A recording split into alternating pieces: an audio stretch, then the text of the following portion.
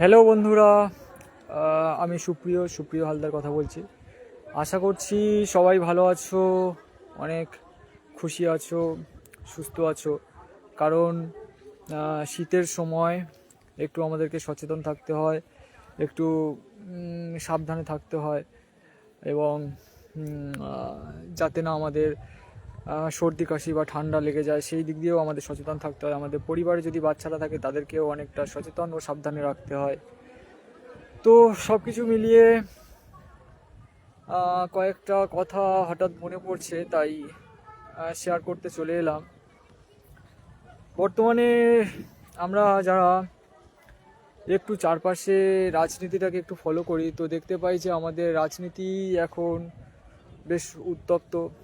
রাজনীতিতে ধর্মীয় মেরুকরণ বা ধর্মীয় রাজনীতি যেটা বলা যেতে পারে, অর্থাৎ রিলিজিয়ান ইন পলিটিক্স, রাজনীতিতে ধর্ম, এটা কিন্তু একটা খুব দিনের পর দিন একটা চরম মাত্রায় ফুটে উঠছে। তো যেটা কিন্তু আগামী ভবিষ্যৎকে এবং আগামী প্রজন্মকে একটা নতুন সংঘাতের দিকে ক্রমশ নিয়ে যাচ্ছে। আমরা দেখেছি বিভিন্ন সময় বিভিন্ন রাজ্যে এই যে ধর্মীয় রাজনীতির কারণে কত সমস্যা হয়, কত কিছু দাঙ্গা হাঙ্গামা বা কত হিংসা, কত কিছু রাজনৈতিক যে প্রেক্ষাপটে কত সংঘাত তৈরি হয়। তো এটার তো অজানা কিছু নয়। তবুও আমাদের ভারতবর্ষ একটা বৃহৎ গণতান্ত্রিক দেশ, তার মধ্যে পশ্চিমবঙ্গ একটা অন্যতম রাজ্য হিসাবে সেখানে যে রাজনীতিতে ধর্ম এবং ধর্মীয় মেরুকরণ করার যে চেষ্টা, সেটা কিন্তু দিনের পর দিন একটা বৃহৎ সংঘাতের দিকে একটা এগিয়ে নিয়ে যাচ্ছে। তো এইসব বিষয় নিয়ে মোটামুটি আমরা যারা প্রতিনিয়ত চর্চা করি বা একটু নিউজ খবরের চ্যানেলগুলো যদি একটু ফলো করি, তাহলে এই সব বিষয়গুলো আমরা দেখতে পাই। বর্তমানে আমরা কি চাই? ধর্ম, রাজনীতি, নাকি শিক্ষা, নাকি স্বাস্থ্য, নাকি সার্বিকভাবে জনগণের উন্নয়ন? আমরা কিন্তু নির্দ্বিধায় প্রত্যেকটা মানুষই বলে থাকি যে আমরা সার্বিকভাবে উন্নয়ন চাই, জনগণের উন্নয়ন। জনগণের উন্নয়ন ছাড়া আমাদের এই সমাজ অচল, বা আমাদের এই সভ্যতাও একসময় স্তব্ধ হয়ে যেতে পারে। তাই জনগণের উন্নয়ন হলো আমাদের একমাত্র কাম্য। কিন্তু এই জনগণ যদি একটু বেঁকে বসে এবং রাজনীতির ছত্রছায়ায় যায়, তখন রাজনৈতিক নেতা নেত্রীরা তারা এই জনগণকে ব্রেন ওয়াশ করতে থাকে। কেমনভাবে ব্রেন ওয়াশ করে? তারা বিভিন্ন রকম ধর্মীয় দৃষ্টিকোণ থেকে তাদেরকে প্রলুব্ধ করে, বা বিভিন্ন রকম আর্থিকভাবে তাদেরকে একটা প্রলুব্ধ করে সংঘাতের দিকে এগিয়ে নিয়ে যায়। তো সেই জন্য আমাদের সবসময় সচেতন নাগরিক হিসাবে বা সচেতন জনগণ হিসাবে আমাদের এটা মাথায় রাখা উচিত, আমরা যদি রাজনীতিতে অংশগ্রহণ করি বা রাজনীতি করি, তাহলে ধর্ম থেকে সরে থাকব, বা সাধারণ মানুষও যদি আমরা হয়ে থাকি, তাহলে ধর্মীয় রাজনীতি থেকে, পলিটিক্স ইন রিলিজিয়ান বা রিলিজিয়ান ইন পলিটিক্স, এই বিষয়টা থেকে আমরা কিন্তু সরে থাকবো। কারণ এই বিষয়টা দিনের পর দিন একটা সংঘাতের সৃষ্টি করছে। যেহেতু আমরা দেখেছি যে বিভিন্ন রাজ্যগুলোতে এই যে ধর্মীয় রাজনীতির কারণে কত হিংসা হানাহানি বা সাধারণ মানুষের কত ক্ষয়ক্ষতি হয়, কোনো উপরতলা বা কোনো নেতা নেত্রী বা কোনো মন্ত্রীর কি কোনো ক্ষতি হয়? কখনো কখনো হয় না। আজকের দিনে এক একটা পার্টি এক একটাভাবে ধর্মীয় প্রেক্ষাপট তৈরি করছে তাদের নিজেদের স্বার্থে। আপনি ভালো করে একটু ভেবে দেখুন, আমার আপনার কিন্তু অ্যাকচুয়ালি ক্ষতি। সেদিক থেকে স্বাভাবিকভাবে আমরা শুধুমাত্র কিছু পাওয়ার আশায় বা কিছু ভুল চিন্তাভাবনার মধ্যে পড়ে বা কিছু ভুল দৃষ্টিভঙ্গির দিকে এগিয়ে গিয়ে আমরা এই সংঘাতের মধ্যে দিনের পর দিন জড়িয়ে পড়ছি এবং ধর্মীয় রাজনীতির সাথে একটা মিলেমিশে একাকার হয়ে যাচ্ছি। বর্তমান সময়ে খুব প্রেক্ষাপট দুটো ঘটনা নিয়ে আমি বলবো। এক, পশ্চিমবঙ্গে কোনো কি দরকার ছিল দীঘায় জগন্নাথ মন্দির তৈরি করে দেওয়া, এই টাকাটা কার? সরকারের টাকা। সরকারের কি কোনো নিজস্ব টাকা হয়? কোনো নিজস্ব টাকা হয় না। টাকা জনগণের, জনগণের করের টাকা, জনগণের উপর থেকে আসা যে টাকা, সেই টাকায় সরকার কি করলো? জনগণের জন্য, বিশেষ করে এক নির্দিষ্ট ধর্মের মানুষের জন্য একটা নির্দিষ্ট মন্দির স্থাপন করলো। সেখানে কয়েক কোটি কোটি টাকা খরচ করা হলো, এবং সেই কোটি কোটি টাকা খরচ করে শুধু একটা মন্দির নির্মাণ করে দেওয়া হলো কিছু সংখ্যক জনগণকে তার ভোট ব্যাংক বাড়ানোর জন্য। খুব ভালো কথা। সেই ধর্মের মানুষও খুব আনন্দিত হলো, এবং তারাও বুঝতে পারলো যে সরকার হয়তো আমাদের খুব ভালো কিছু করছে। আদৌ তা নয়। যখন এই দীঘায় জগন্নাথ মন্দির হলো, হিন্দুদের জন্য যদি মন্দির হয়ে থাকে, তাহলে স্বাভাবিকভাবে অন্য সম্প্রদায়ের মানুষজন তারা কি অন্যায় করেছে বা তারা কি ক্ষতি করেছে? তাদের জন্য কোনো এরকম ধর্মীয় স্থাপনা বা ধর্মীয় প্রতিষ্ঠান করে দেওয়া অবশ্যই দরকার।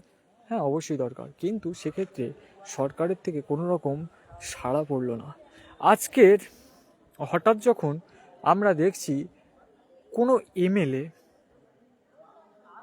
যদি একটা নির্দিষ্ট ধর্মের যদি কোনো একটা ধর্মীয় প্রতিষ্ঠান তৈরি করতে চায়, তাহলে আমাদের এই হিন্দুদের বা সেই ধর্মের ছাড়াও অন্য ধর্মের মানুষের এত আপত্তি কোথায়?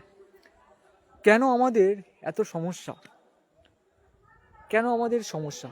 ধর্মনিরপেক্ষ গণতান্ত্রিক দেশ ভারতবর্ষ, এবং সেই ভারতবর্ষের বুকেই যদি অন্য কোনো যদি ধর্মীয় প্রতিষ্ঠান হয়ে থাকে, তার দায় শুধু তাদের নয়, তার দায় আমরা প্রত্যেকেই, তার জন্য দায়ী আমরা প্রত্যেকেই, কারণ আমরা সেই পরিবেশটা তৈরি করেছি। আজকে রাম মন্দির নিয়ে এত ঝামেলা, তাহলে রাম মন্দির যদি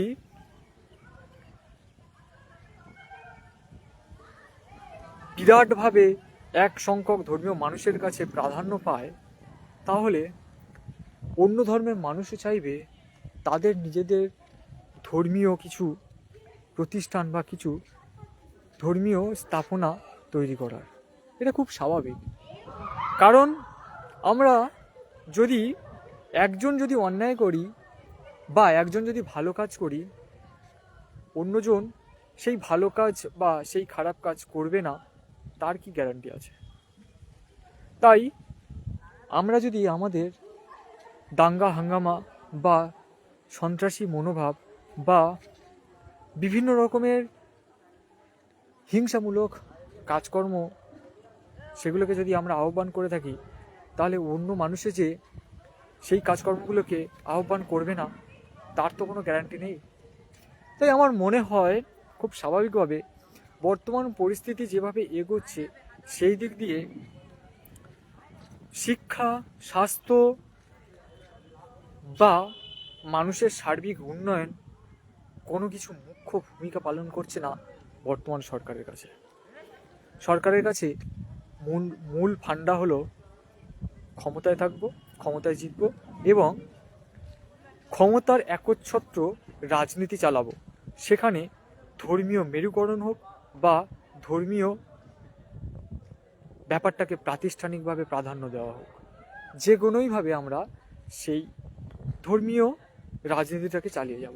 কারণ ধর্মের কাছে মানুষ অনেকটাই মাথা নত করে, আর যখনই এই ধর্মের কাছে মানুষ মাথা নত করে, তখন স্বাভাবিকভাবে মানুষগুলোও সেই ধর্মীয় রাজনীতির কাছে মাথা নত করবে। তবে আমরা যারা শিক্ষিত সমাজে বসবাস করছি,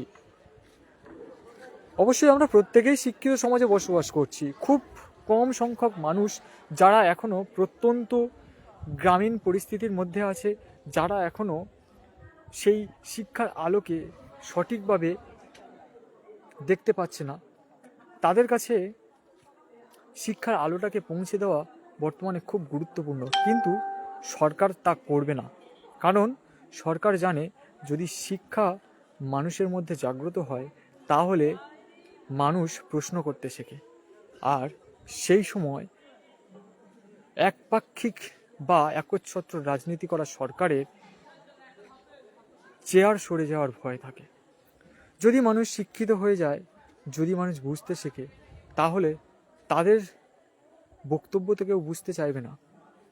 খুব স্বাভাবিকভাবে আমরা সেই জন্য চাই বর্তমানে শিক্ষা, স্বাস্থ্য, সামগ্রিকভাবে সামাজিক উন্নয়ন।